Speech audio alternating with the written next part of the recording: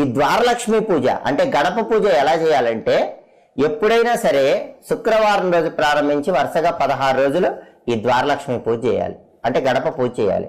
ఈ పూజ తెల్లవారుజామున 3 గంటలకే ప్రారంభించాలి, సూర్యోదయం తర్వాత చేయకూడదు. తెల్లవారుజామున 3 గంటలకే ఈ గడప పూజ చేయాలి. తెల్లవారుజామున 3 గంటలకి గడప దగ్గరకు వెళ్ళండి. గడప దగ్గరకు వెళ్ళి గడపని చక్కగా 3 సార్లు నీళ్లతో కడగండి. గడపని 3 సార్లు నీళ్లతో కడిగి ఆ తర్వాత గడప మీద కొద్దిగా పాలు పోయండి.